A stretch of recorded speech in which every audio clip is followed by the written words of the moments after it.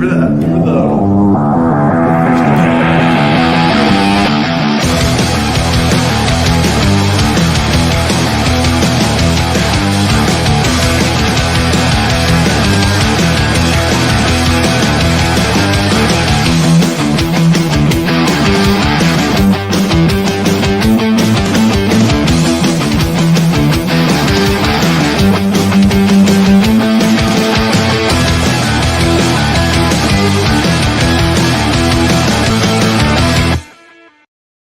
Hello! It's a Tech East Tuesday. We are live here at the Albany Empire offices at the MVP Arena, which has been invaded and taken over by Journey.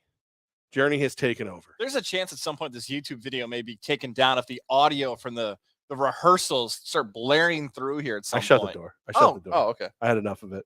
I had enough of Journey. And there's just evil ways. Oh, God, help us. Hi, my name is Jamie, and no one's paid attention to me in 15 minutes. You're blocking the trophy. You're blocking Jamie, the you trophy. Look wonderful. I don't want to put my hands in a Get weird out of there. spot here. Beat it. Back into your cave. There she goes. You give them an extra bowl of ice water during their workday, and all of a sudden they think they can go wherever they want. You know, that's what I'm saying here. It's amazing. Coach was here earlier. He left. He wanted no more Journey. He's done. It's been all day. Like here's the deal. So the MVP Arena, the staff here is great. Love them all. They've had to come up here like 6 times and be like, hey, don't go in the rest of the building. You're not allowed in the rest of the building. Journey has said you can't come down here. Journey has said, Journey. And I said, well, Steve Perry comes up and tells me, and then I remembered Steve Perry's not in Journey anymore. No. Randy Jackson shows his face. They actually sound great. Like if you're headed to the show later tonight, it sounds phenomenal. Like faithfully, I've been singing that. But I've been singing it for our quarterback for the Empire, faithfully, like Mike Faithful, separate ways. I could talk to Darius Prince, and I sang that to him earlier today. Do they close the show with "Don't Stop Believing," or is that the opener? I gotta believe that's later. You do the later, yeah, right. But at the same time, I don't think it waits to the encore. I will say they have a lot less buses than John Mayer did. John Mayer took over like 4 parking lots. So, Bodies of Wonderland. It's true. Thank you for that. Thank you for helping. Thank you for what you've Thanks done. For the insight, guys. Yes, thanks for what you brought to the show today at Tech East Tuesday. Make sure you check us out. If you're listening later, make sure you check us out on the Tech East Facebook page.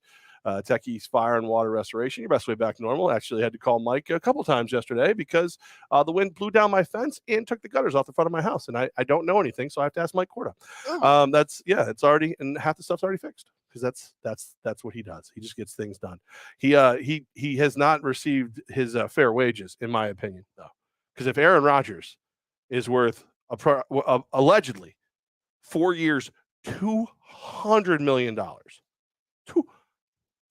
$50 million a year for 4 years for a guy who he's immunized. That we know that. It's for a guy who didn't want to be there. It's not about the money. Seems like it might be about the money.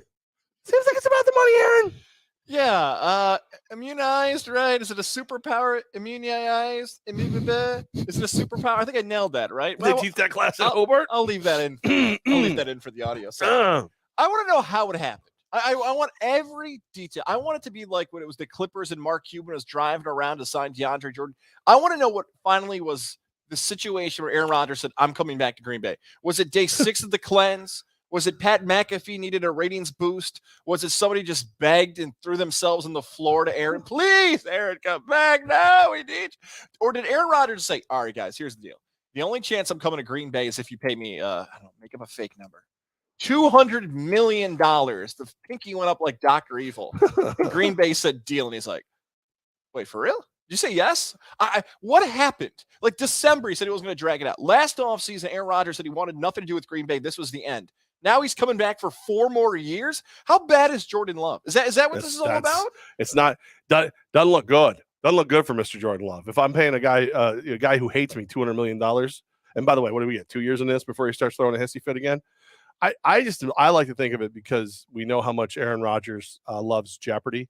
What's this, Gudenkunst? Is that the GM's name? Gudenkunst? I feel like I just swore in like 6 different languages. I like to think Gudenkunst called him up and went, hey, Roger, this quarterback is getting paid $200 million over 4 years. And then Rodgers went, who's Aaron Rodgers? He's like, yeah, you're right. You won. You get all the things. There's $200 million, you jackass. That would be part of it, though. I would have to be like, I'll pay you $200 million for 4 years. But once a month, I get to call you a jackass and you have to smile and walk away. Once a month. Deal. Yeah. Once a month.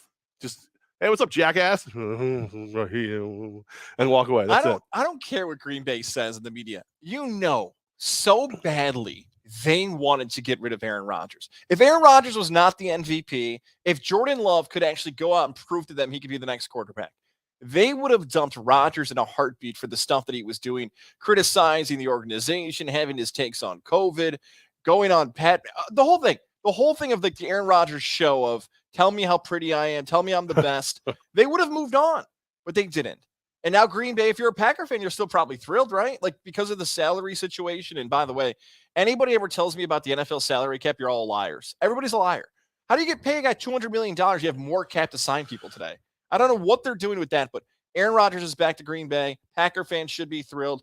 Don't worry about the money. Levack, what's your famous line about when athletes get paid and fans are concerned? It's not your money. It's not your money. It's not your money. So don't be concerned. Your quarterback, the MVP. Actually, the Green Bay Packers are the one team where it kind of is their money. Oh, that's true. kind of is. You guys get to actually complain a little bit.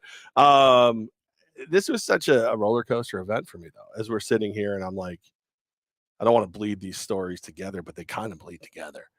As I'm sitting there as a Raiders fan going, he's not going to Denver. Screw you, Broncos. Enjoy Drew Lock. You hired Nathaniel Hackett, the 37th or whatever the hell his name is. Thinking you could get Aaron Rodgers. Now you got Drew Lock, losers. And then they traded for Russell Wilson. Can you like karmically speaking, like what did I do? Like as a sports fan, what did I do? I'm now in my Raiders, my beloved Raiders, are in the AFC West with Justin Herbert. Oh, he's young, but he's really, really good. Patrick Mahomes, okay, he's pretty damn good.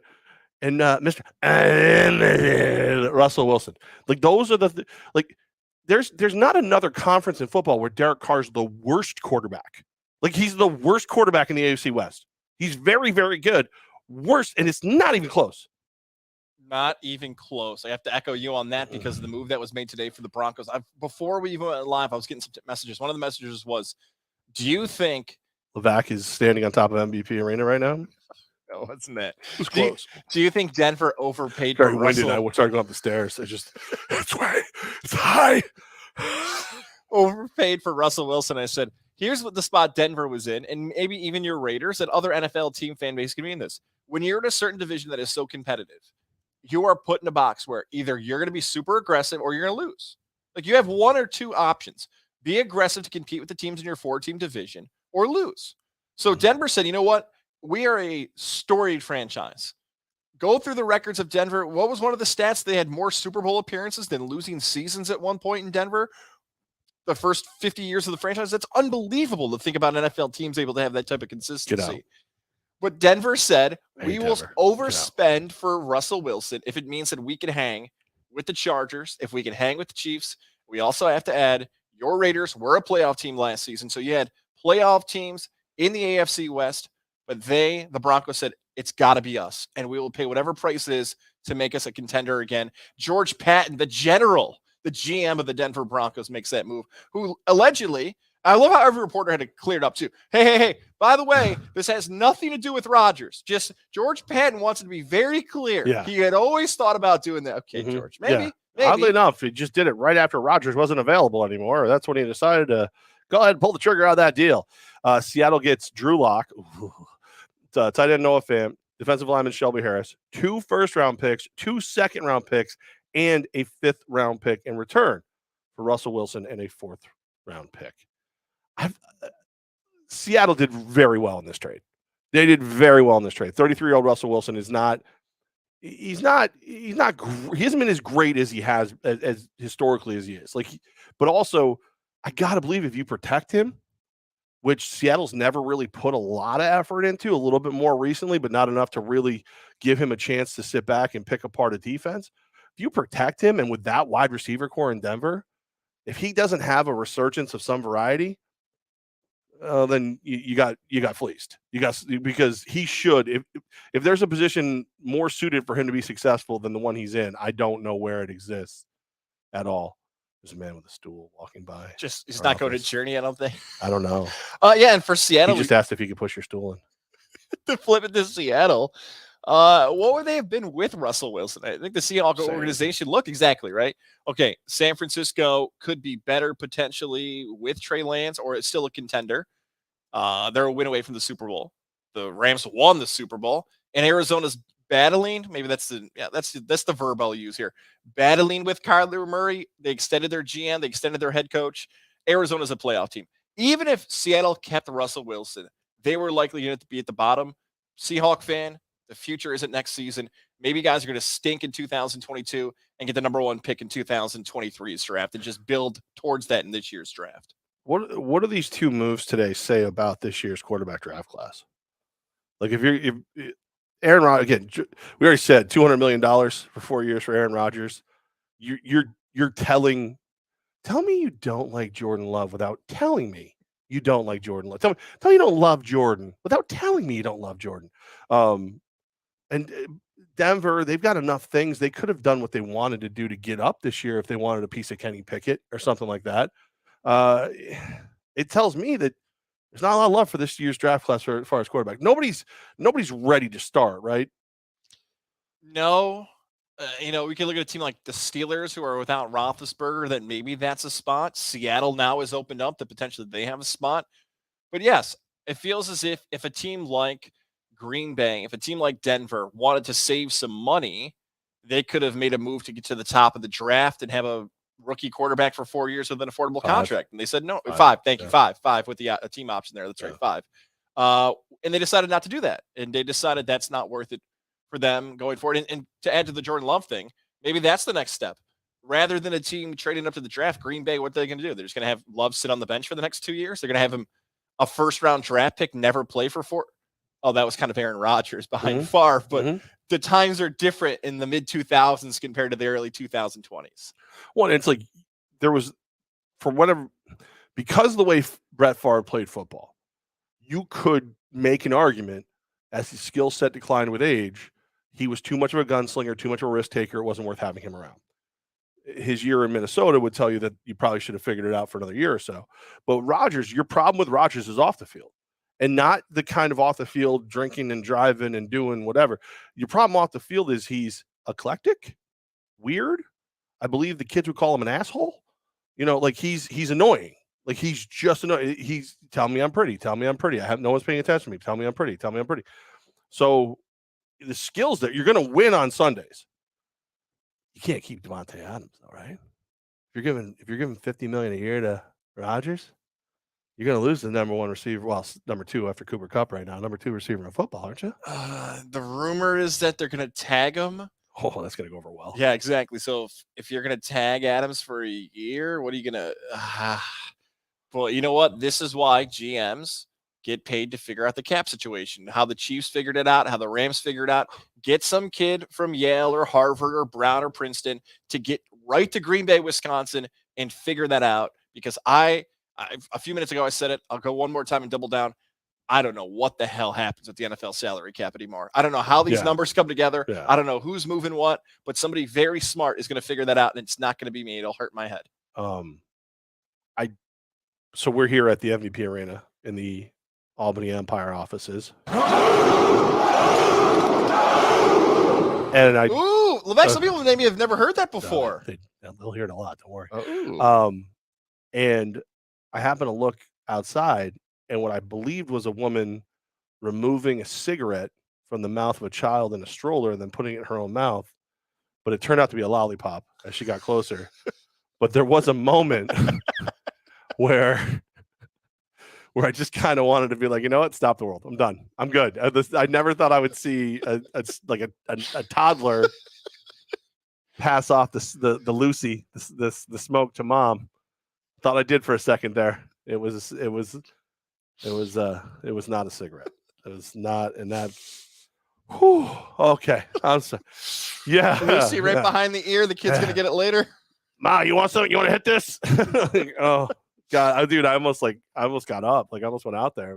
I'm trying to find her right now. She went that way. Okay, she went that way. She's not near the 2022 Pilot EXL that I drove here to the MVP Arena from Mohawk Honda. I think she struck the match on the side of it. No, that's what. Mohawk Honda, the place for you to get a new vehicle here in the Capital Region, across upstate New York. Drive to Glenville, New York. Go to Mohawk Honda, and I'll give you a date to go to Mohawk Honda. How about this Thursday? Levack and I will be broadcasting live from Mohawk Honda, 4 to 5:30. Join us live on location. Glenville, New York. Cannot wait to be a part of that broadcast. The Plate Change Challenge is now underway at Mohawk Honda. We've been told we're going to have some type of role in it. We might find out Thursday, or I'll text Nate tomorrow exactly what we're going to be doing, a part of the Plate Change Challenge.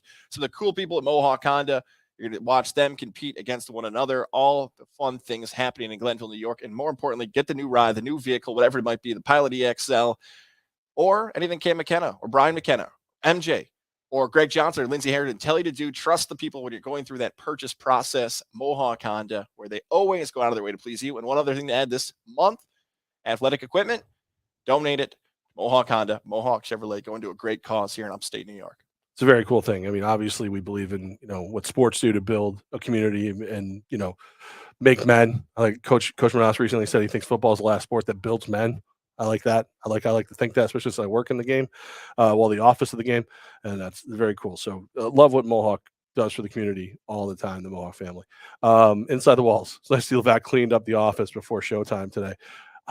So I didn't, we have a service. And Matt does a lot of work. Matt Woods does a lot of work around here. He really does. Keep it on this topic real quick. Chris Zipperly, friend of the show, friend of the program here. I'm trying to figure out what Pete Carroll is sticking around for. Pete Carroll strikes me as the kind of guy that really doesn't have anything else to do. It's like that old bit on SNL when Brewer, I can't think who was with Brewer, but they were out of work porn actors and they would get like jobs in like fast food restaurants, and he'd be like flipping like the fries and stuff, and all of a sudden like somebody would say something like, "Hey, can you stick this in there?" "Oh yeah, I can." The music hits, and they're like, "Whoa!" He's like, "It's all I know. It's all I know." Like I feel like if Pete Carroll tried to go home and relax right now, like he'd be yelling at the dog, "I said button hook, Fifi, button hook," and it would just be a whole, come on, Fifi, right. Come on. So I don't, and maybe he wants to take another run at it. Maybe he feels like Wilson's contract was a bigger issue than Wilson's talent, and he feels like he can do this with what he's got. He can go build a champion. You know what? The Carroll thing is fascinating because I feel like coaches and broadcasters are like this too, where I don't know if they care about their legacy. They just care about doing that job and not doing what Levack said, right? Like they are so laser focused on that. Because if Pete Carroll retired today, okay, said, "Thanks very much, I'm out," he is probably in a discussion for the Hall of Fame. College Football Hall of Fame is a little different because of the cheating at USC and depending on his legacy, all that stuff, how you view his career at USC. Right. But pro football, I forget all about that crap and think he was great. Yeah. Okay. But, because especially with the changes to NIL, right? Like with right. Reggie Bush getting paid, that's the legacy of that's far different now. But if you've got a team to the Super Bowl, you're a play away from Malcolm Butler winning 2 Super Bowls, changing what Seattle was as a franchise. You're welcome, Malcolm Butler. Take my calls. He's probably in that discussion as potential Pro Football Hall of Fame head coach. And now you could compare him to like a Bill Cowher, a Jimmy Johnson, or you could be like Mike Shanahan, where Mike Shanahan should probably be in the Hall of Fame over Dick Vermeil, who's getting in this year. But Shanahan stunk for the Washington football team, and everyone thinks of him as a bad coach now because that was the final taste we had.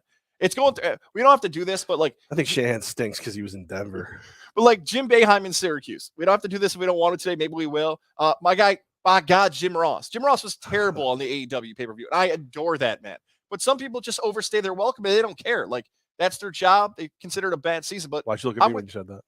No, I'm with Chris. I think Pete Carroll should retire. I'm with you on that one.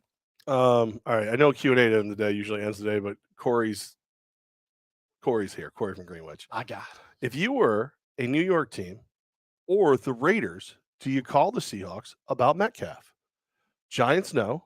Jets, I call every team in the league about every receiver. Raiders, I wait and see if I get Devontae Adams. Then yes. Why wouldn't I want DK Metcalf? But I don't feel like that's the thing. I don't think DK Metcalf's on the trading block. I mean, he could be. Maybe he is, but I don't like. I think if you called them and blew their skirt up, it would be like, okay, all right, we'll talk. But I don't. I get the point Corey's trying to make. You need to sell tickets. If you're gonna blow it up and do a full rebuild in Seattle, why would you keep DK Metcalf? Well, if you've got a bad quarterback, that's not fair. If you have a below average quarterback, like a rookie or somebody, you have to have some type of line to have him succeed. And the best way to do it is good offensive line, good running back, really good wide receiver. The Seahawks, Penny finished fine, but if you want that rookie quarterback to be good, give him a good target. So if you actually still do want to be competitive, Metcalf is your biggest help. Let me play Corey. All right, Levack from Greenwich. If you're the Seahawks, wait, real quick. Could you imagine Levack from Greenwich? Would you have the animals like Corey? Would you have like a different farm? Oh, everything. I would. It would be Straw hat. Insane what I would do. You have no idea. I would live up the fact that people would be like, well, he owns a farm. You know, I would carry poop around. Oh, I'd go all in. Oh, how's that maple syrup treating you? I don't do syrup anymore. I use the barrels. I make bourbon. Like, you know, I would go crazy. Trade proposal for you.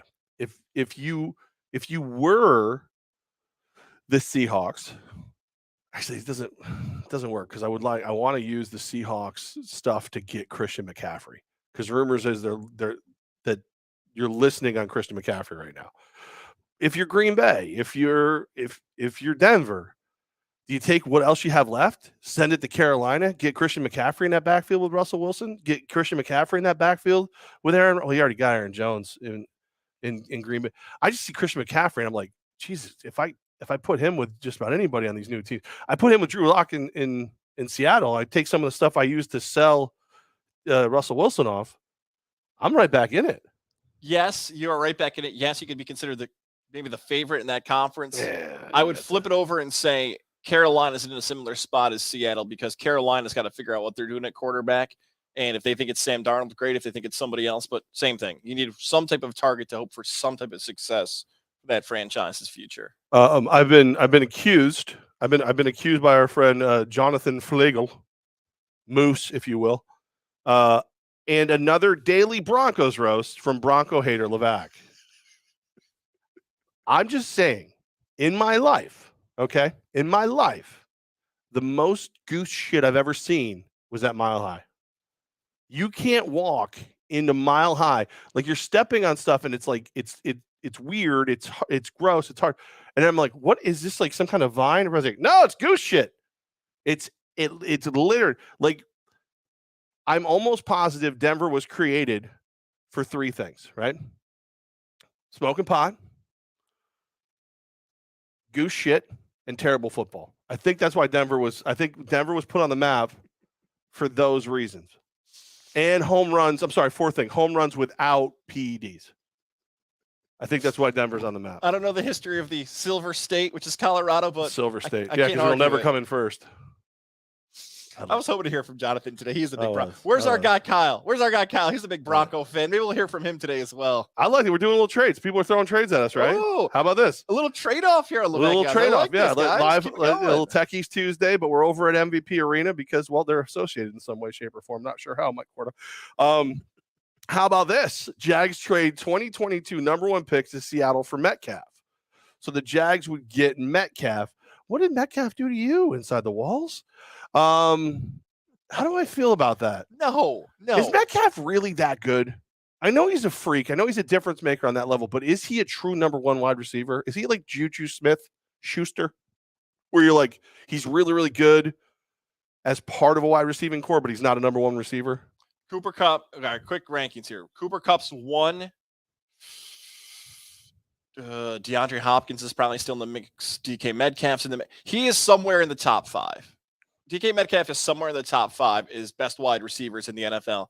I would never give up the number one pick for Metcalf because of a few things. Contracts, because you can get Hutchinson or Neal or somebody on an affordable rookie deal. You're going to have to pay Metcalf. I know Metcalf's a second rounder, but you're going to have to pay him.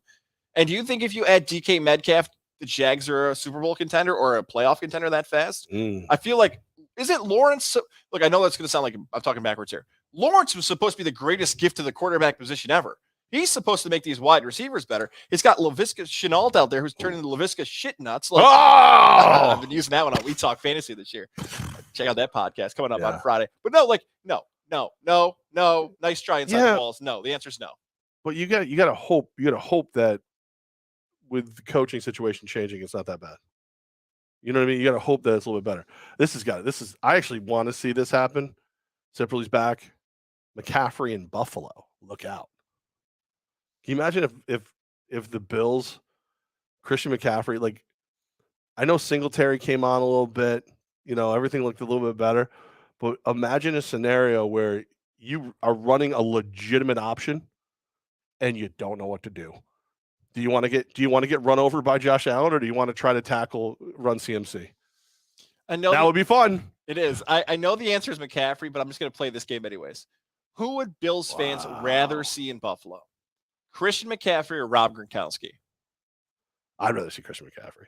I feel like the answer is McCaffrey. The only reason yes. The only reason I tossed it out there was for two reasons. One, today, Ken Dorsey talked to the Buffalo media and said he is in favor of running more 2 tight end sets, which Buffalo freaked out and said, "Oh my God, Gronk is coming!"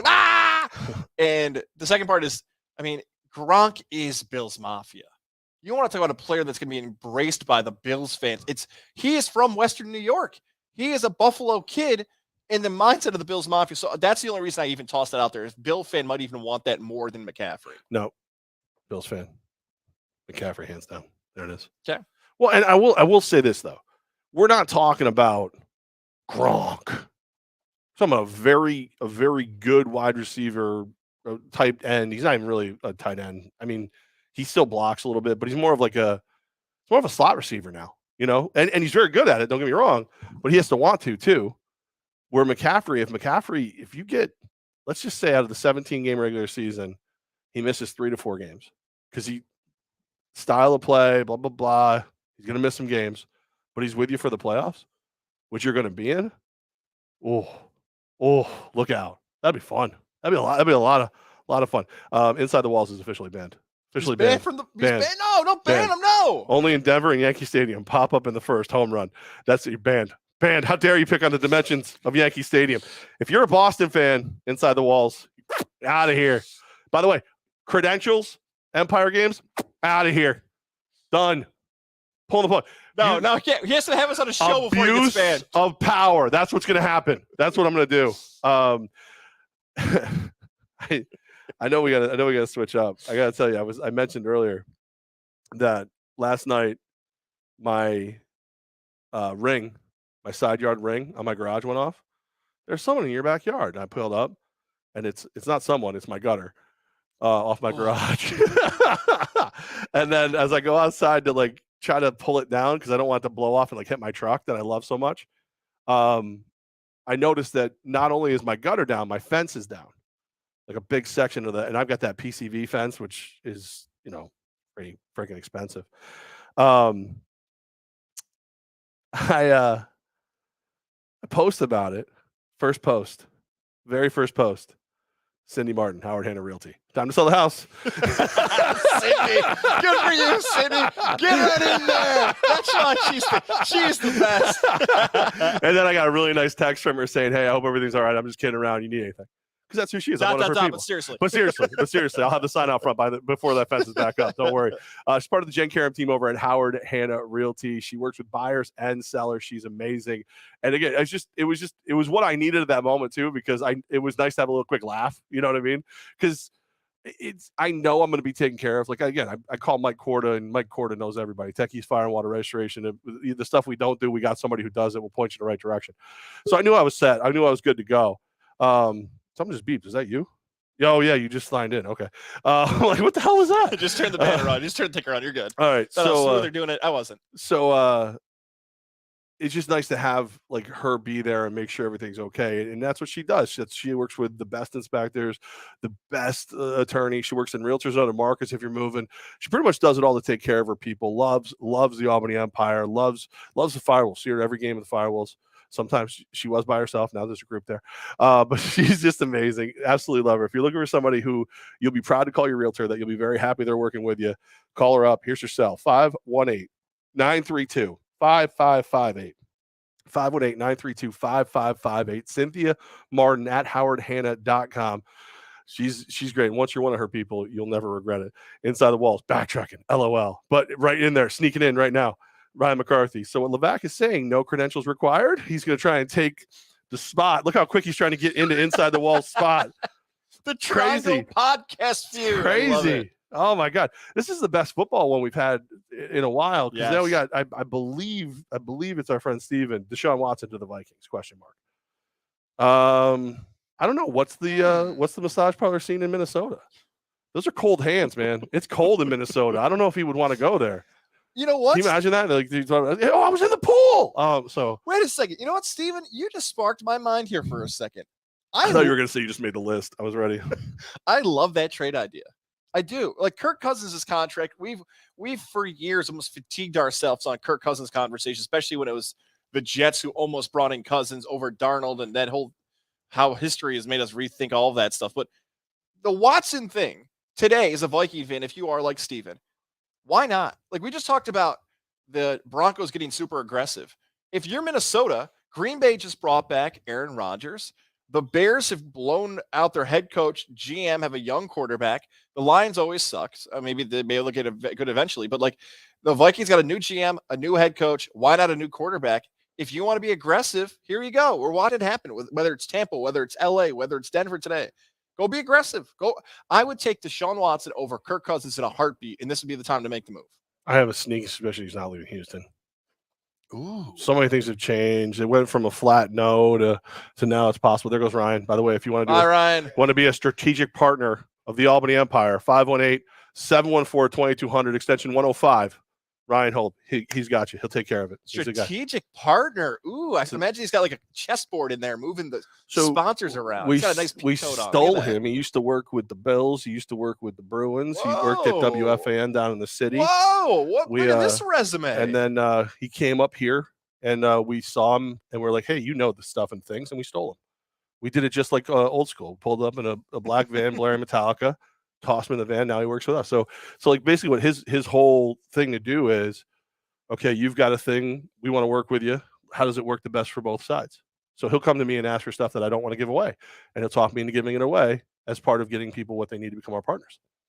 He's very good at it. I like this guy. He's very good at it. Sometimes he just walks in and goes, and then just leaves. It is Techies Tuesday. Levack and Goz right here. Of course, the Techies Fire and Water Restoration Facebook page, Gozilla Media's YouTube. Check us out, Spotify, Apple, Peaches Pumpkin Pies. Whoever's not ready, holler I. Yeah, you can pretty much hear us everywhere. There's a homeless guy who just repeats what we say after we leave here. It's pretty cool. It's just like a replay, but it's better. Usually I'd say that's not true. This time it might. That was true. This time it actually. Right before the show started, he walked in, said, "Where's the bus?" And then he said, "Levack and Goz," and he walked out. It was great. There goes Jamie. Bye, Jamie. There goes Jamie. There she goes. Jamie's not leaving. We said her name. We said her name. It's like Beetlejuice. You say her name 3 times. Up. Oh, she's going to the bathroom. I hope everything comes out all right. Should I tag this for bathroom videos? Yeah. Okay. No, what school do you work for? Do we want to talk? I know. I just went full Vinny traffic guy right there. Do we want to talk Ben Simmons, or do we want to save that for Thursday for the Nets Sixers, or do we want to talk about Siena and Syracuse? Because there's a chance by the next time we talk, both teams could either be on the verge of March Madness or already knocked out of a potential bid for March Madness. I assume that you would like to talk about Siena and Syracuse. I assume that's why you brought that up. I do, because... Do you want to lay down? You need a leather couch? Enough. You be all right? Old man Boeheim's killing me, Levack. I adore this man, all right? It's been a rough week for me. Boeheim and Jim Ross, my guys, who I love these guys. It's enough. Enough's enough. Syracuse is done. They're not going to the tournament. Old man Boeheim, you've been telling me this for 3 years, and I refuse to listen to you. Than that, but my God. You blocked it out completely 4 to 5 years ago. You just ignored it the last 3 years. They're up 8 with a minute to go. Mm-hmm. They're up 8, and they can't hold the lead. They're playing zone in 2000. This is okay for non-basketball fans. I think we should do a football comparison. Bobby Bowden and Joe Paterno, right? We all lived through this. Paterno, a legendary coach for what he did. It was time to go when he stopped wearing headsets in the booth. Bobby Bowden, you and I were fortunate enough to interview the legendary coach. Yeah, he was very cool. The transition of practices and offenses, like it was just moving in a different direction. Same thing is happening now in basketball. Like we just did a situation with Pete Carroll. Sometimes it's just over. Sometimes it's just time to move on. Yeah. Like it's done. I think Syracuse is going to get beat by Florida State or by Duke, and we can get to Coach K in a second too. We'll get to that, but yeah. But I mean, the plus side is there's been a long-standing plan of transition. You knew who you were going to have take over when he left, and he's in place. He didn't take another job. Everything's exactly as it was drawn up. This isn't catching you off guard. Mike Hopkins said, "Enough of waiting. I'm going to Washington and win the Pac-12 Coach of the Year 2 years in a row. My first 2 years." Yeah, dude. It's just sorry, not a good time to be a Cuse fan. I mean, look, at least you have the Orioles. God.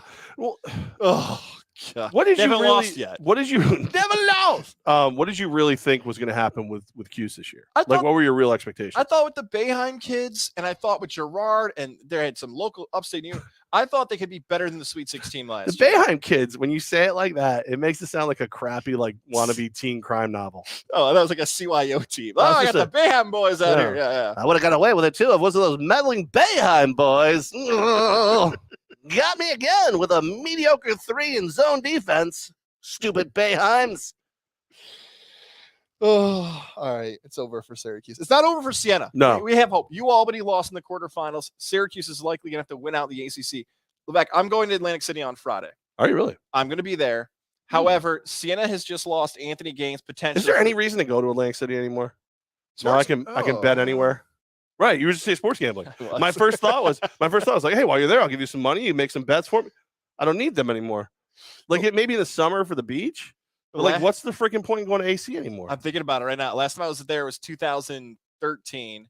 I was working in apparel. We went to a show, but there was no sports betting at that time. So it was just like a regular casino, just a bunch of them. And now it might be the same thing. I will answer that question when I get back. Yeah. Now, Siena's the 3 seed. Yes. Ken Pom, that nerd with his basketball rankings, gives Siena the 6th best chance to win the MAC. They are a 22-1 shot to win. I'm getting nervous that they're going to lose the Marist as the 6th seed and Siena's the 3. And I'm going to go to Atlantic City and Siena's not even playing. Like they're supposed to be the best. Coach Carm, you guys are supposed to be the hope for us in the Capital Region. They might lose too. The worst thing that happened, because I think Coach Carm builds a hell of a program. I think the guys do play for him. I think you see them progressively rise up as the season goes on. Like all the things, if he's coaching in, not a mid-major, if he's in the ACC or any of that stuff, it doesn't work because it's not a one-bid league. His works because he's not afraid to sacrifice a game or two. And he'll never say that, but it looks that way to get things right long-term. And by doing so, he gets his team playing the best they're going to play in March. So I'm gonna hope that he's still playing while you're there, but I really kind of hope Atlantic City sucks out loud because of what Pitino said. So, like, I used to love Rick Pitino. Even when he was dirty, even when he was doing what he did at Louisville, I was like, I still love him. Now that he's like actively coming for Albany, listen, I can talk shit about Albany. You can talk shit about it. Rick Pitino? Oh no. You better not, old man. What would make you feel better? Rick Pitino and Iona getting beat in Atlantic City. Very good. I like that. Or anything that's happened involving Coach K from the last 2 weeks, because you wanted Coach K to go down. I was getting DMs like Levack hit his bet, Levack hit that wager. Yeah. Hey, I heard Levack was taking Carolina money line. And I texted you like before even the end of the game, like, you cashed that bet. What did you enjoy more? Them losing or the awkwardness of the post-game celebration ceremony? Take us through the emotions. That was fun. There was a part of me that almost felt bad for my evil wish coming true, but not that bad. That was kind of fun. And being right on something that level really felt good. I bet it on the spread, but I bet it pretty heavy on the spread, so it still worked out pretty well. I like to bet responsibly. That's who I am. Responsible wager guy.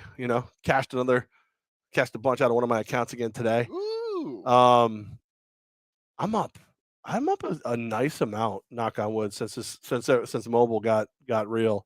And I have some paper tickets I got to take over to Rivers too still. But that was pretty cool. If I hadn't predicted it, I wouldn't love it as much as I did.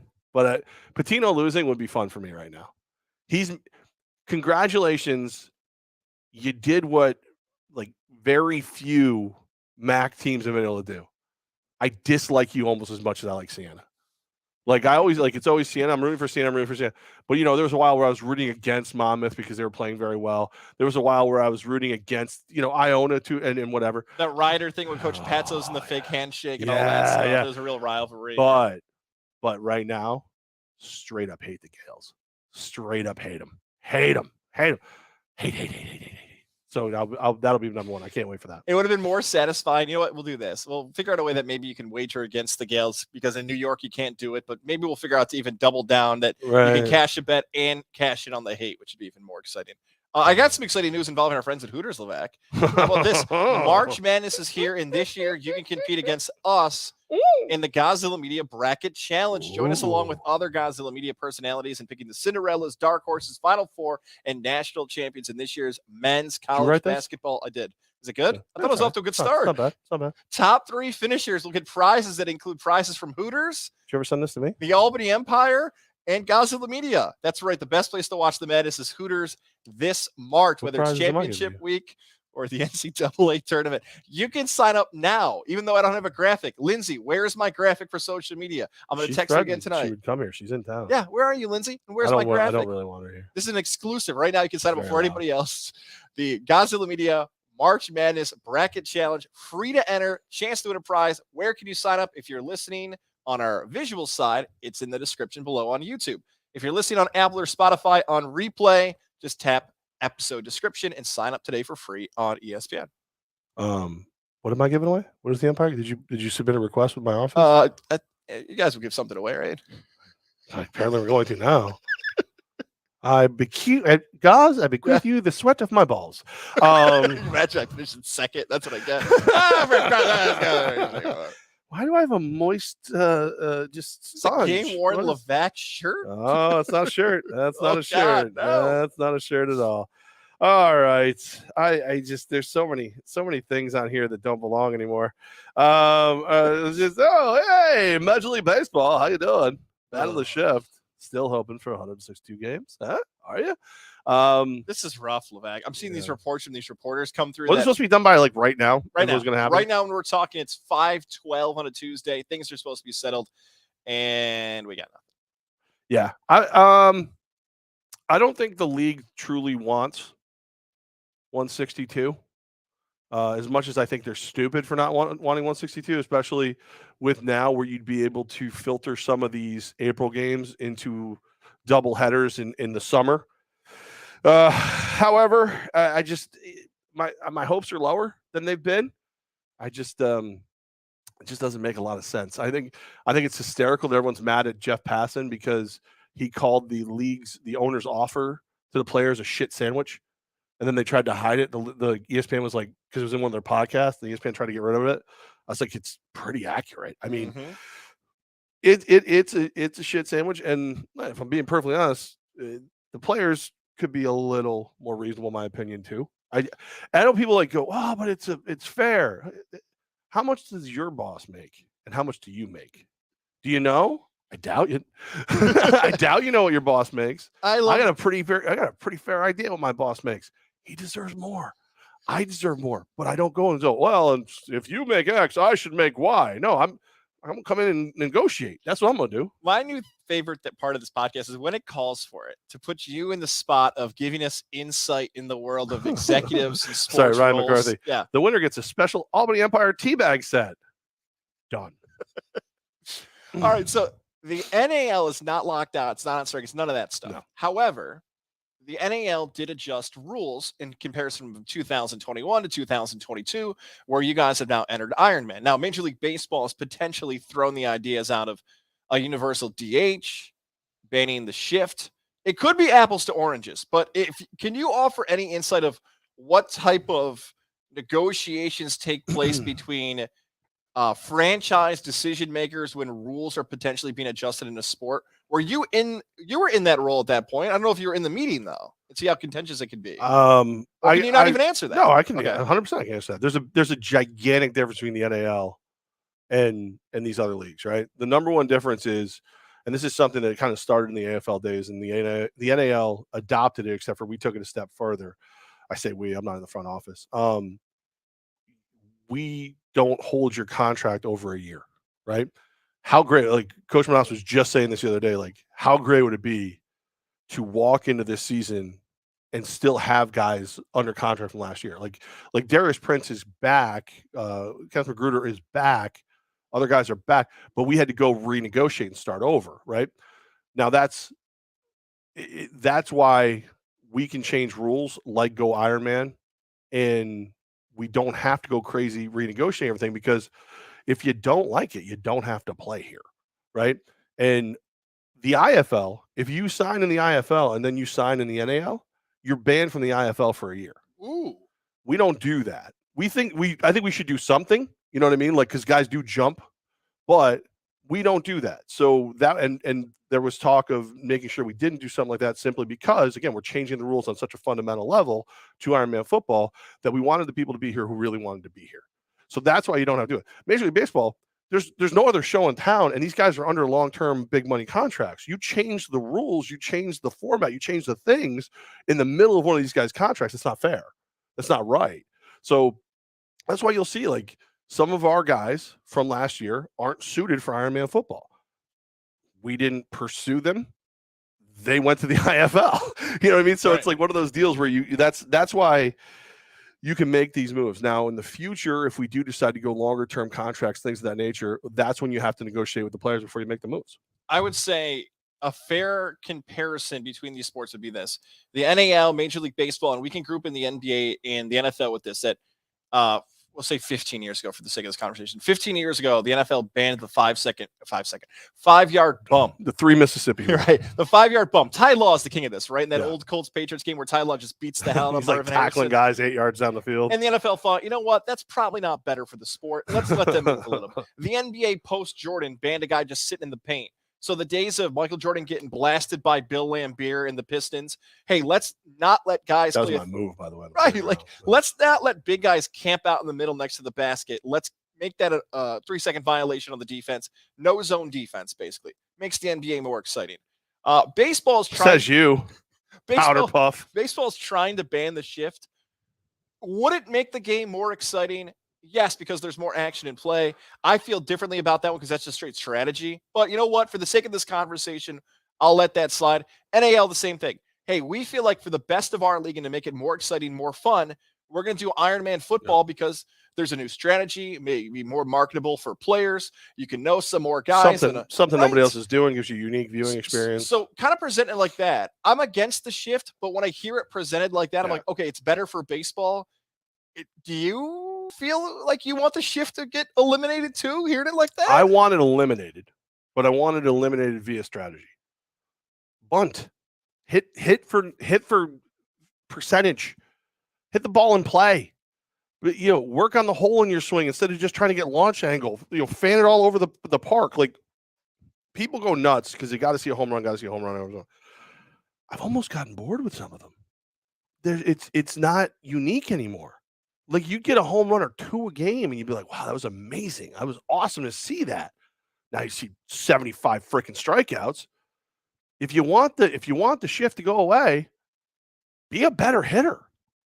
Bunt against the shift. Do it. Lay a bunt down 2-3 times. You ain't going to see the shift again. You are not, and you're going to be on first base. Your batting average is going to go way up. Like, it doesn't need to be a rule. It needs to be like you're rewarding the players for being lazy by eliminating the shift. That's what you're doing. You know what? I love that take because we could go back to what we just did for the comparison. If someone said, hey, you don't like the 5-yard bump, be a better wide receiver. Guess what? The receivers in 2022 do some bench presses. Yeah, they're better than 2005. Whether it's 40-yard dashes, whether it's being physical, the receivers got better. The NBA, well, if you don't like that, the big guy sits in the middle, then be better shooters. They are better shooters. Right. So, like, those sports developed because that was a weakness. I can't tell you that in 2022 that the hitters are better than they were in 2005 or the 90s. Now, some could argue. Last time you saw a dude choke up on a bat. Right. Now, some could argue they were enhanced their hitting abilities because of steroids, but I don't even know if that's the case. There's not 300 hitters anymore. Someone could say it's the pitchers. Nobody said Don Mattingly was doing steroids. That guy could hit the ball anywhere he wanted and hit it over the wall. It's the launch angle. It's everything else. There's far more to that discussion than that of, the shift is ruining. Okay, I'm with you. Get better. Like, you can find different strategies. Get better.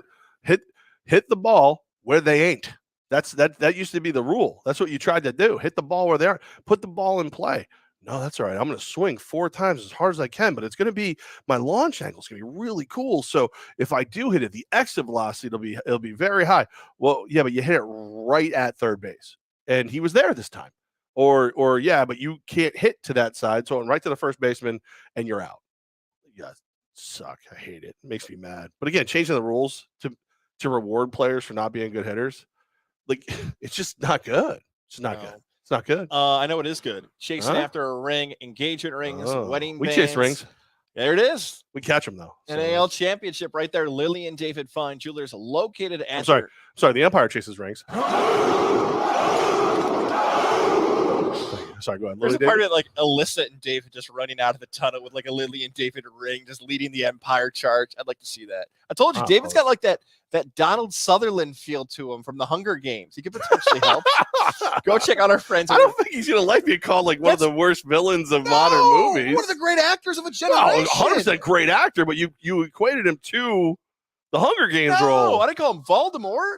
I consider Voldemort a villain. I don't know who that guy is. Whatever what he was for Hunger Games too. He was like poisoning people. That wasn't my guy. No, that's not him. I'm just saying maybe you made maybe you could be better at this. If you want to grasp the brass ring. I'm assuming they don't sell brass, but if you want that, you got to step your game up with your comparisons here, guys. Stop into the shops of Will and ask, do you guys sell brass rings? Right. If you do, send them to me, please. And then also an engagement ring, a wedding band, a holiday gift, or a birthday gift, or celebrate an anniversary. Lily and David Fine Jewelers wants to help you find something for her. Family owned and operated. Yes, you can walk in and say they're comparing you guys to actors who are talented. I love look great on television. Yeah. Shops of Will. I got to stop into the new location. It's awesome. The selection is great. They will help you guys. I know from experience. Here's the wedding band, the engagement ring. The wife has it. I get like a Brian Dennehy vibe from him, like a tough older guy, Tommy Boy dad vibe. Yeah, tough older guy carrying dad role sometimes. That's what I get. That's the vibe I get. That's the vibe you want when you stop into Lily and David Fine Jewelers, located at their new spot, the Shops of Will off Route 50. And when you stop in, say all these things. Go back and listen, hit the rewind button, have a nice notepad and say, Levack and Goz said all this stuff about you. Can you please help me buy my wife, my fiance, my girlfriend, an awesome piece of jewelry that she'll remember forever? The amount of people who walk straight down the middle of a road in Albany. Like Schenectady has the shuffle. Like Albany. Yes, the Schenectady shuffle. Yeah. I miss it so much not living in Schenectady anymore. But Albany has like the bonsai. Like it's just like the kamikaze. They just go right for the middle of the road. No F's given. You know what? The Albany hood ornament is what we should call it. They're just ready to walk right in front of you. For the new audience that may not know about the Schenectady shuffle, basically, if you lived in Schenectady, kind of what Levack was talking about, people would just walk in the middle of the road, and then when you're driving, they'd say like you're the problem. Right. Well, I'm walking. Right. I'll get across the street. What do you want to rush? I'm driving. Schenectady, unbelievable. It was a while back. I was headed to. I'm not gonna say I was headed because I don't want to. And somebody was doing that. They like walked right out in front of me, and I almost didn't see them. And they were wearing like head to toe camo. You didn't see me? I'm like, you're wearing camouflage. And I drove away. And you just kind of see like this huddled look for a second before they flip me off. You're right. I didn't see you. You're wearing camo, you jerk. Ryan McCarthy, the Albany Amble. But the amble like implies again that they're just kind of meandering through life. No, they're like heated flesh missiles just headed for the front of your freaking car. They walk right in front of you. We've got double NFL. The Albany, I have nothing to live for, is what it is. Almost what it is. Hard to fit on a jersey. Yeah. We got double breaking news here in the NFL, Levack. Both Devontae Adams and Chris Godwin, both franchise tagged. Oh, you made that noise. Why? You Raiders for both or one? I wouldn't mind Godwin. But again, I feel bad for him. Who's throwing the football? And he's coming off that knee injury. He got hurt in the playoff game. It's good for him that way because he's guaranteed a good chunk of change for the franchise tag. So I'm happy for him. But again, like Blaine Gabbert, is that what we're looking at here? Kyle Trask, somebody in the draft, Minshew. Who's available that you actually want as a quarterback at this stage in the game? Minshew. I said that you actually want. Minshew's fun for Minshew's like he's the NFL equivalent of a really like solid relief pitcher. You go out there in the ninth inning, everything's great. He's gonna get blown up once in a while. It's no big deal. But you don't want him out there for all 9 innings. You don't want him out there the whole time. I would take Ryan Fitzpatrick again. Little Fitzmagic in your life every time, right? long as you're not going to pay him, just give me a couple wins out of Fitzpatrick. Kyle Trask gets in there if Fitzpatrick gets hurt because he's getting old. Baker I can live with Mayfield? that. Yeah, I get pretty sure. Yeah. No, I can do Baker. I think Jordan Love? No. And I liked him in college. I did. I would go Baker over You just Jordan didn't love Love. him? You just didn't love him? Do we have the What? Oh, I don't know. Oh, there you go. Yeah, I thought you wanted, look at that. I thought you wanted. See, I thought you would go for like something like it was bad. Yeah, I thought that's what you would go for. No, I'm trying to think because what about Marcus Mariota? I'm kind of hoping the Raiders don't part with him because it is nice to have him as part of the Raiders, quarterback shuffle. I'm fascinated by him. I don't know why he's not better. Right? He's fat. He was just inaccurate? He just never read defense. He tried to be too much of an athlete in the pocket. I feel like he should have been a lot better. And his time at Tennessee was look, he didn't turn over the ball as much as Winston, so maybe that's why we didn't criticize him as much, but he never has turned into that quarterback.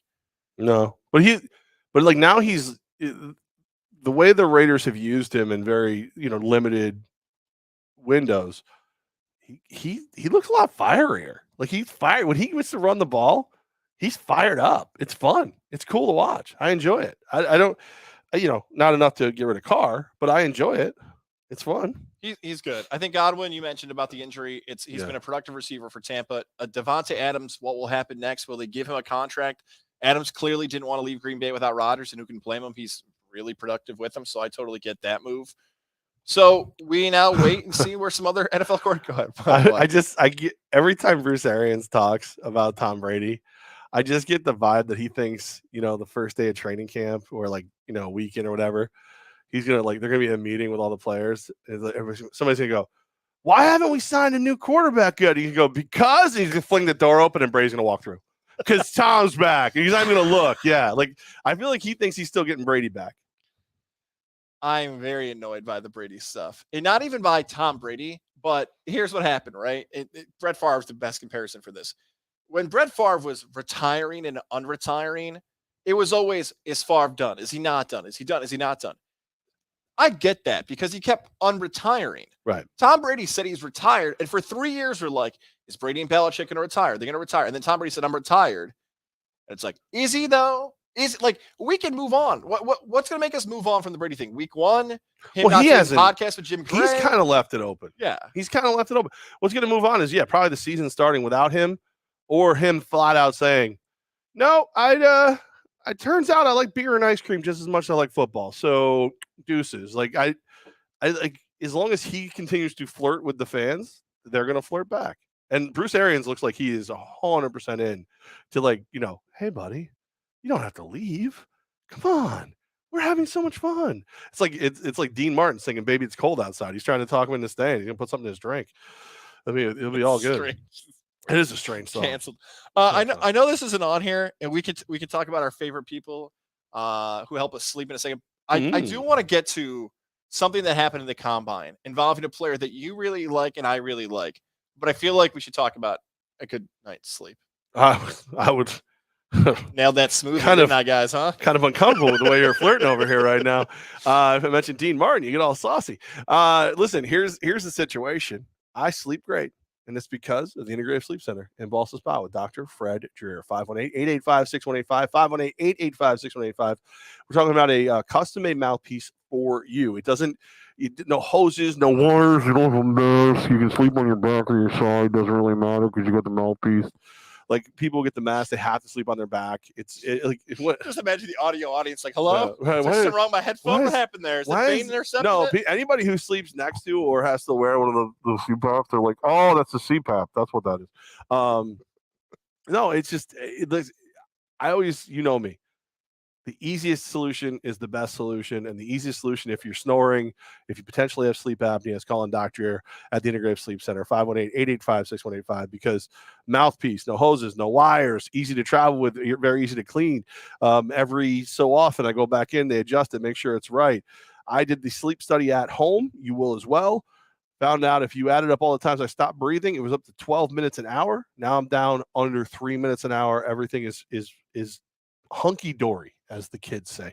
518-885-6185, 518-885-6185. Dr. Fred Dreer and the Integrative Sleep Center in Boston Spa, helping me sleep better. They'll help you sleep better too. Cannot believe that Mike did not hit me as he walked behind me. It was a perfect Oh, there time. was Matt got me. You gotta get Hobart point too. Mid-read, listen, you guys would have Matt Woods is slowly becoming like the mini me to Mike Corda.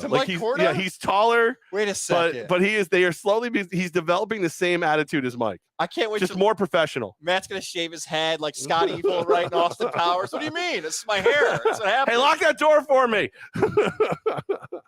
No, I'm telling you, it's like Dad. It used to be.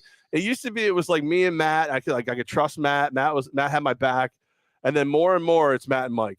Like I'm now odd man out. And it's it's all right. I'm glad they found each other. Laser beams with sharks. Freaking laser beams. That's right. 518-885-6185. Integrative Sleep Center in Boston Spa. Dr. Fred Dreer. By the way, he's hooking up to get season tickets from Matt for the Integrative Sleep Center. Hey, good Very stuff. Excited. Very excited. There. You said this, Levack. I want to make sure I got this. A previous podcast, you had said, why is Jordan Davis not the number one pick in this year's NFL draft? We talked about last time we heard MVP Arena, and I thought the same thing. You and I are both baffled by how no one is putting Jordan Davis number one. And now the combine happened. 4.78. Levack, this guy's 6'6", 341 pounds, and reports said he lost 20 pounds before the combine. 4.78. Yeah. His other times are ridiculous. Look, you can go through the 40 time. You can go through the cone drill. You can go through whatever you want for this guy. So he was arguably the best defensive player in the country. He won the Bednarik Award for the best defensive player. He won the award. He put up those type of times. He's a genetic freak, and he can't get to the number one pick in this year's NFL draft. What are we missing? What are you and I missing that we both believe this guy can be great, and Kuiper, McShay, and everybody else aren't moving him up? The great Peter King broke it down. I heard it today. Peter King said he only plays like 13% of third downs. He doesn't play third down. Like, obviously, you got a guy that size, you think primarily run stuff or whatever. I think if you're going to take him, and again, I've seen some mocks where the Raiders take him in the first. I think it was like Bucky Brooks or somebody like that did a mock where the Raiders took him in the first. And I ain't mad at it. But you've got to know that he's going to be able to play at least some third downs, right? Like, I'm going to be able to use him. Like, I don't need him to be Aaron Donald. But I need him to be like Aaron Donald adjacent. Like, I need something. So I think what it comes down to, and I keep hearing in my head what all the Georgia players on defense allegedly said after they played Alabama the first time last season and they got boat raced. They didn't realize how much better physical shape Bama was in than they were in. How winded they were by the end of that game. And then they made the adjustments and win the national championship. Is that a lesson that sticks with Jordan Davis for the rest of his days, and he's a workout monster? Or is that a lesson where it's like, I'm at the show, baby. Let me put that weight back on, and first, second down, I'm your dog. The rest of the game, give me a Gatorade. I'll see you later. Yeah, that 13% is a great stat by Peter King. Great stat for you to bring up because of... You hear 69% of all stats are made up? What does an NFL team do with that? Because you can make a really good case of this. In college, we just saw Matt Wood, so it just sparked a memory for me. I had a package in college called the NASCAR package, where you would send in all your best pass rushing defensive linemen. Hey, third down, 3rd and 14, 3rd and 9, all the big guys up front, you're all coming out. Here come these guys. Now, the NASCAR package probably sets a thing off for Giants fans. Right. Because Giants fans remember that same name for a package. That's how they get after Tom Brady. So if that's the future for the NFL team he plays for, and you got a better pass rushing defensive lineman, I don't know if that's a huge indictment for him. I guess the quality of percentage of plays and analytics, okay, maybe. But when I think about Jordan Davis and what he's been able to do over the last week and in his career at Georgia, these players started jumping in my head. It's like, okay, just quickly. Lamar Jackson, Adrian Peterson, DK Metcalf, more recent examples. Metcalf, when we broke him down, it was the picture that went viral of him jacked. But he ran a bad, 3-cone drill and he went down. Peterson got hurt in college. I still don't get the Lamar Jackson thing of why he didn't go higher. Bill Polian thought he'd be a wide receiver. Okay, so we have reasons why. We hadn't seen that work very often before, what he was. Defensively, the only guys who have baffled me for why they went so low were Monte Te'o, Ray Maluga, and then Vontez Burfict, but they're all the same reason. They all ran bad 40 times. Right. They were all great players in college. Well, Burfict did other reasons too. And exactly, as his career developed, his style to the bench. People were afraid Manti Te'o was going to fall for every fake. I look at a guy like Evan Neal, who's a phenomenal offensive player for Alabama. Yeah. We could run through the wide receivers who are good. I don't know the next time I'm going to hear in an NFL draft a 6'6", 360-pound national champion defensive tackle who runs a 4.8 and say, I don't think so. Nah, I don't really need it. You get generational, unbelievable players, and I feel like he's got to be in the conversation now with Neal and Hutchinson. Who's the pro comparison you'd make?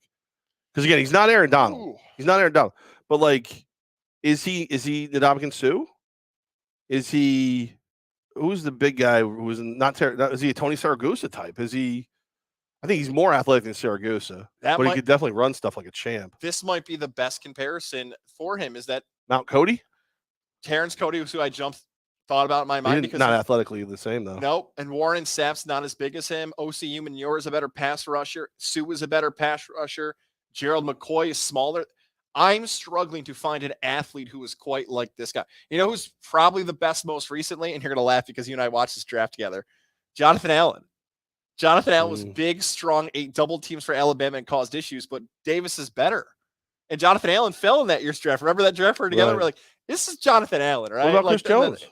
Chris Jones, another good one. Chris Jones, a very good comparison. Speaking of falling. I don't like here's the deal though. Like if he goes to your team in the first round, I think you got to be thrilled. But if he goes to your team in the second round, you got to be really thrilled. You got to think to yourself, if you're let's say somehow the Raiders were able, I don't think he would go that deep into the second round. But like if you could get a potential number one receiver, and still land that dude, I think you got to, right? You got to try for it. But I realistically think that if you could get him, analytics be damned, this one be damned, that one be damned, you take him because imagine the Raiders line. Anything I say that says I want Jordan Davis in silver and black. Can you imagine what Max Crosby and Yannick Ngakoue are saying right now? Like Coach McDaniels, can Jordan come over and play, please? He gets double teamed. The Raiders sack numbers are going through the roof. I just think about your Raiders, and they fit the description of awesome pass rusher who is going to be able to get one-on-ones. The Raiders make total sense. The Jets jumped out to me for a second because of Quinnen Williams and him both on the inside. Just sign somebody to a ton of money to be your pass rusher if you're the Jets and have that combination. So if the Jets even trade, they could do that. Right. The Jets could trade back and get him with their second pick. Yep. Or just take him with their second pick. I'm a big fan of guys taking who they like, regardless of where they get them. Like I know everybody wants to flambe everyone who does it. If you get the guy you wanted and you're willing to stake your career on it, pick who you want to pick. If it works out, we all look stupid. Everybody will tell you later why you were so smart to do it. If it doesn't, you're unemployed any damn way. Yeah, two recent examples, right? Denzel Ward for the Browns, people ripped that pick, and he turned out to be great. And Daniel Jones for the Giants, who I guess we can say jury's still out. Is that fair? It sounds like it is for Mara. Yeah.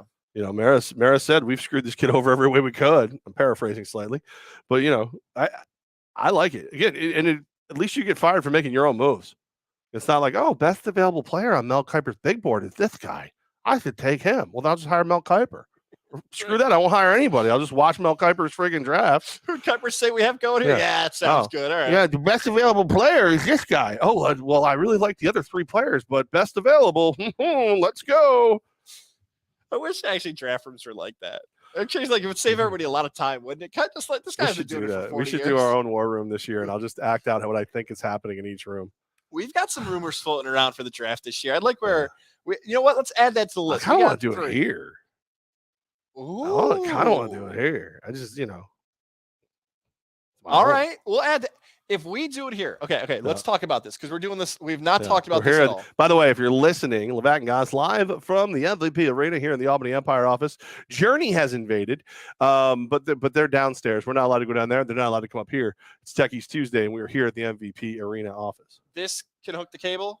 This television behind us. No, that's just a picture. Okay, no, we got TVs though. Okay, we'd have TVs. There's a TV in my office. There's a TV in Coach's office. We'd have to get a food. We get that catered somehow. There's- We can work some sponsors. Plenty of food. We got the connection for the actual Just go down to draft. Sapienza's, get a bunch of pizzas. Man, I like this a lot. That's not a bad idea. That's Get a on couple the people list. over. We could bring back the very first. You weren't here for the very first War Room, and people to this day do not realize how much fun that was for me. I challenged Armin to a 40 race, and Any 40s or no, just single? he thought we were going to run, and I broke out 2 40-ouncers. He held his own. I'll give him credit. Did He he? held his own. All right. He held it. Armin can drink. Wow. He's from Texas, man. Everything's bigger in Texas, including swelled livers. I promise you, if we decide to do an NFL Draft War Room edition live from the Albany Empire office, Jared Lozier will be here. Whoa.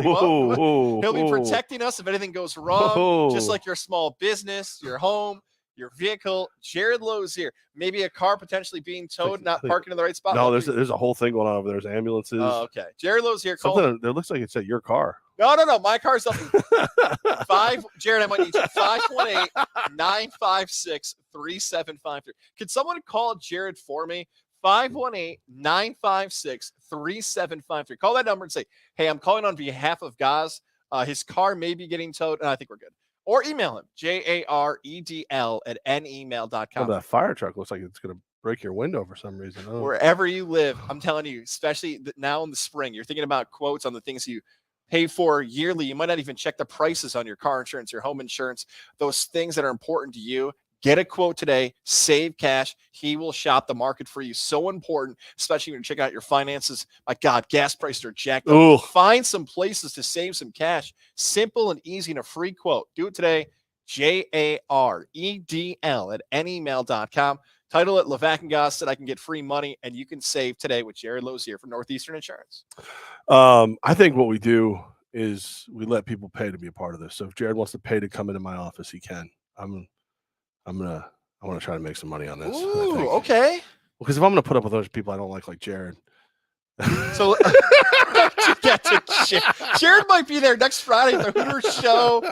I love this idea. Oh, he's going to show up with his beer and food? Oh, shaka. I love this idea of the War Room, Gozilla Media here at the Empire. Oh man, I like this a lot. Live feed the whole time, 4 hours straight. Who knows? Players might roll through, coaches. We could figure something out. We can have some fun with it. I like that a lot. All right, now you got me very smart. Now you got my mind. Not just pretty. I'm not just pretty. Do we want to do an early Q&A to end the day? Because we got a lot of comments to still run through. It's one of my favorite things to do, Q&A to end the day. Do you want to start? I do, but I also got to give one more shout out to one of our sponsors, Johnstone Supply in Troy. Our guy Tom is in Vegas right now. He was texting Yeah, I'm not cool with Tom right now. I'm uncomfortable. Tom said, what a life he lives. He sent us a jacuzzi pic, and I was like, this is not who I wanted to be flirted with tonight. If you want a jacuzzi pick from Tom or to help out your furnace or AC, you buy a John Goodman furnace, 2% off. You call the John Goodman furnace, and he'll give you a free jacuzzi pick. 518-272-5922 or Johnstone Supply in Troy. Go to their Facebook page or put it right on your Google Maps, 6th Avenue in Troy, New York, Johnstone Supply in Troy. Spring projects for some might be on the way. The best prices you could find from Milwaukee Tools are guaranteed. If you're checking those options, you want to get hooked up with a local contractor, they can do that for you. Make sure you're taking care of your family and everything that happens in your home with an updated furnace, an updated boiler, and more. Johnstone Supply in Troy, getting to those great prices and helping out your homeowner needs. Johnstone Supply in Troy, 6th Avenue. Yes, Q&A to end the day. I've got 2 I missed here. I want to make sure I get to these. Live from the Albany Empire office. Sean says Russell Wilson's best days are in the past. Great trade for Seattle. I think it is a great trade for Seattle. 2 1s, 2 2s, a 5th rounder. You get a quarterback in Drew Lock that he's got physical ability. Is he your starter? I don't know, but at least he's a good transition guy. You need that camp arm at worst case. You get a tight end. You get an offensive lineman, and it's all for a quarterback who's 33, paid a really, really good wage, and doesn't necessarily want to be there anymore. I thought it was a really, really good trade for Seattle. I've accepted this take, and I don't know what it's ever going to tell me to get off of this. I'm always going to go with the proven player over the future picks because I know no matter what, because of the way, and Levack's going to be exhausted, but this take, because he's heard it for years. I feel like NFL GMs overvalue draft picks, and I hope my guy Sean McVay, I'm not even a fan of McVay except how he uses draft picks, that he will finally end this. I am wrong again because the draft picks are getting sent away. No, I think Denver is like if for every time the one team goes against your theory, one team is going with your theory. Mhm. So Denver went with with what you like. They went with this is a win now quarterback. This is a win now trade. We have a wide receiver core. We have a solid defense. We got a lot of young players. Screw the picks. Let's go win. So they backed you up. They're with you. Now I need them to be right though. As well. No, screw them. I hate them. You want to go? I got another Russell Wilson real quick here from Justin. Okay. Justin wrote, did Russell Wilson ever play in the American Football League? Inquiring minds want to know. I think he's taking a shot at the picture. I don't think he likes the Photoshop the Bronco uniform. Even though you're a Raider fan, you also hate that uniform, right? The AFL. Well, yeah. No, I hate the Broncos. I hate the Broncos. I like the new school, I'd say slicker Bronco. Oh, see, I thought he was saying Arena Football League. I thought he was making fun of the fact that we weren't talking Arena Football. No, NAL. I think that's two different leagues. Oh, the AFL, the AFL. The American Football League or the Arena Football League? I'm going with the uniform because there was no mention of the Empire and there's some people who think I'm only supposed to talk Empire now. Atlanta's a baseball. Oh my God, he meant the Arizona Fall League. Is that what he meant? Yes. He's a baseball guy because he's a love the Arizona Fall League. There's no truer sport in the world. Actually, you know what? But but believe it or not, it's not a completely unreasonable question because remember Russell Wilson is a baseball player. He's actually a member of the Yankees farm system. It's a solid question. I don't believe he did. I don't believe he did play in the Arizona Fall League. I feel better about it though. I feel better about everything now. Justin catfished me. How I love it. You I love it. That's one of the teams. That's one of the teams. God. That's one of the teams. The Scottsdale Catfish. No. How about Ryan McCarthy? How about this? The Jets send a number 10 pick and a second rounder in 2023 to Seattle for DK Metcalf. I mean, if you get him, go for it. Why the hell not? Why the hell not? Number 10 pick, second rounder for Metcalf. Who's in the draft that you know is better than Metcalf? I don't think that'll be there at 10. Okay, I agree with that. Nobody's better than Metcalf there. Can you just get him for the first? What if just a number 10 pick for Metcalf? You try, or is it the 10, a second rounder? You get Metcalf in like a third or a fourth or something. There like we that. go. I like that better. So we're close, Ryan. We're almost there. Yeah, if you can get him, I would do it, especially since you have the two. If you only had one first round pick, I wouldn't do it. But since you have multiple first, yeah, go for it. Plus, give Seattle their pick back. It'd be funny. You know what? Does Ryan have a Jamal Adams quote in there? Did we go over the Jamal Adams situation? He did bring that up at one point. I think that's worth bringing up, the Jamal Adams thing. If he's got it in there. There's so much stuff in here. All right, from Ryan McCarthy, Jamal Adams in 2020. I don't want to be on a team that's rebuilding. Trade me. Seahawks management today after announcing Russell Wilson trade. We're rebuilding. Are they? I don't know if I would count as a full rebuild, though. I really don't. I don't know. Because you still... listen, honestly, they're an injury or two away based on their talent pool from getting their asses handed to them every year. So they have to restock. Here's the other part to add to this. Jamal Adams went from being one of the best safeties in the NFL to getting bad. Like he was horrendous. He got roasted week after week on social media. Not like the typical roasting, to earn the nickname Blitz Boy. Because that's all he can do. Blitz Boy Jamal Adams, that's all he does. All he can do is run the quarterback. That's one of those things, like, be careful what you wish for, because the Jets used him in such a way that he looked like a dominant safety. He's a run stuffer. He's a blitzer. He's whatever. Not a great cover guy, but okay cover guy, especially if you put him in the right position. Seattle, what they traded for him, they needed him to be, Cam Chancellor. Yep. And he's not. So, so be it. Inside the Walls podcast. Are we close to saying that Christian McCaffrey is this era's LaShawn McCoy due to Christian's injuries that they are piling up every season? I feel like peak McCaffrey is better than peak McCoy, right? Ooh, that's good though. Mm-hmm. I wouldn't kick either one of them out of my backfield. I think the biggest difference, McCoy did it a little longer before he started breaking down. You have to decide, is McCaffrey breaking down? If you think it's just some freak accidents and he'll be able to get through it and he'll be okay, you give him a year where he's fully healthy, I'll take McCaffrey still. Oh, man. McCoy was more of a problem off the field, too. Yeah, and does McCoy's two... There we go. We just mentioned social media. People are going to love this. Do McCoy's 2 Super Bowls count? Because he was inactive for the Chiefs and inactive for the Bucs in the Super Bowl wins, but he was on both rosters. That's a yes, obviously, but like Yeah. social media is gonna be like, oh, he didn't even play in the game. No. They count for the resume of McCoy. 10,000 yards and 2 Super Bowls. Here you go. I don't think McCaffrey's gonna hit those numbers. I don't think he'll run for 10,000 yards and win 2 Super Bowls. McCoy did. I think it all depends where he lands. I don't know about the 10,000 yards, but 2 Super Bowls could happen. It really, really could. There's just like seeing guys like McCaffrey and McCoy makes me appreciate this little. You back in my day, Roger Craig. Like Roger Craig was such a monster. Marcus Allen, monster. Those guys, just the abuse that they could put their bodies through and be out there play after play after play. Insane. I've got some negative Syracuse basketball tweets, so we'll just zip through these. We asked if Siena or Syracuse, do you believe they can be NCAA tournament bound? Casey just sent a meme of a no with Bugs Bunny blowing it. And Nick wrote, I'm done with Syracuse basketball. I'm boycotting until they get rid of that fool. Yeah, we'll just go with fool. That's a little cleaner. One national championship in 46 years. Yeah, that's one more than I have. Time to move on. How about Corey? Question, Ghazi, since you're a college nerd, LOL, how many legit teams could you see win March Madness? And 2, what's the difference between Malik Willis and Lamar Jackson? All right, Corey, I get so excited when you have good questions, man. I love it because sometimes, question 1, how many teams do I think can win March Madness? 10.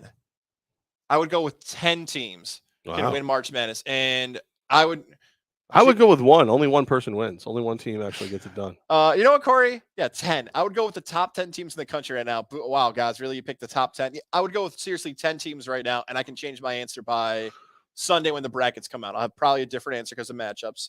Difference between Willis and Jackson.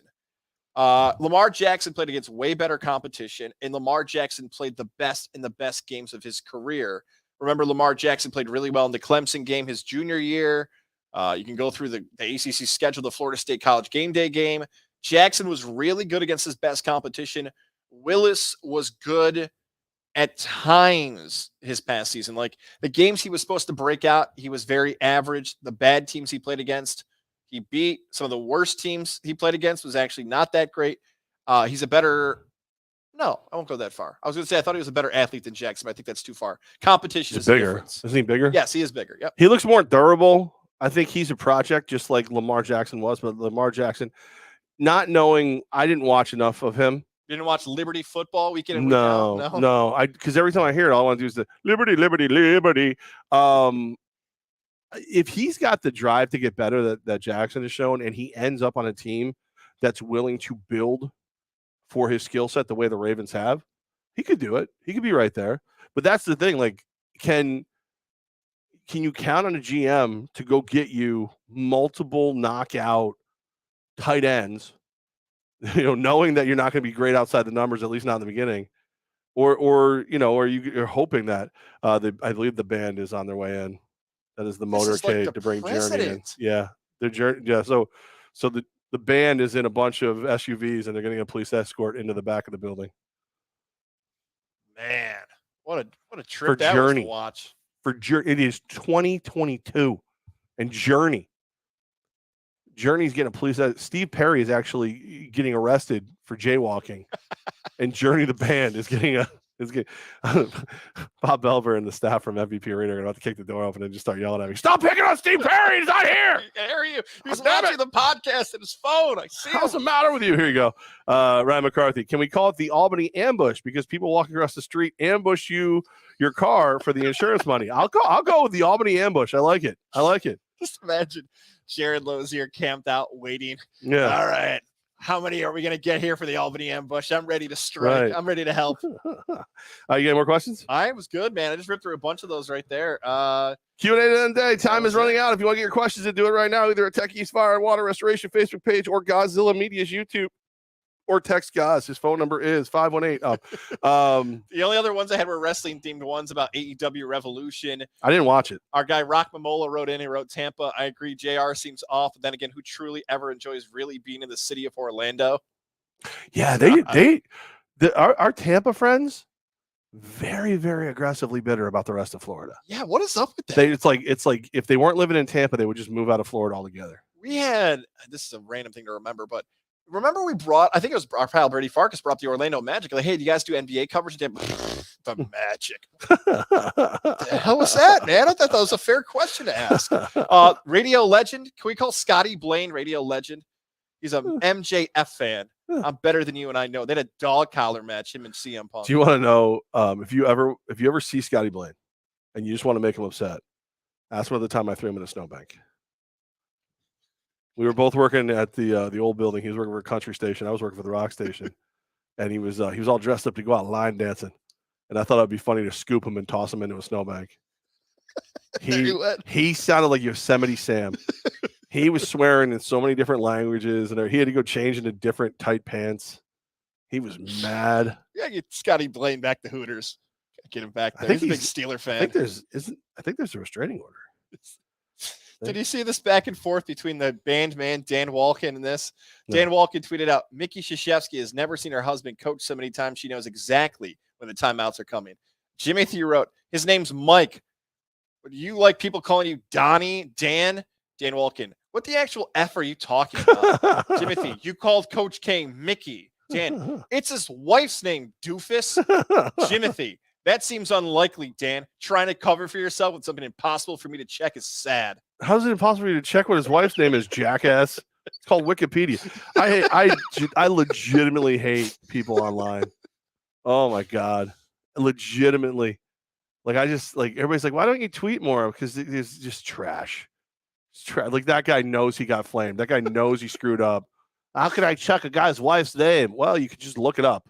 Jackass. Yesterday I had to get off Twitter. It was too much. At one point, Syracuse media was arguing about how a guy with 8 Twitter followers criticized Jim Boeheim.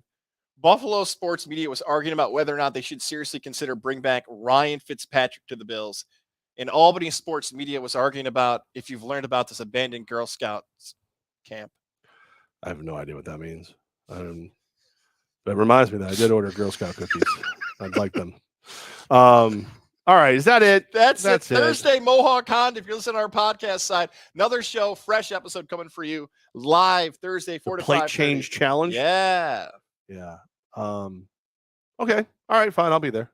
I was thinking about it. Thank you. All right. Looking forward to that. Can't wait. Everybody who's on their way to see Journey, it's packed downtown. It is. They ready. They're ready for you. Don't stop believing. You'll find a parking spot. I recommend the garage here at the MVP Arena. Is that your advice for the show? There it is. Oh, that's it. Okay. There it is. Park in the garage. That's right. Wash your hands. Don't touch your face. That's it.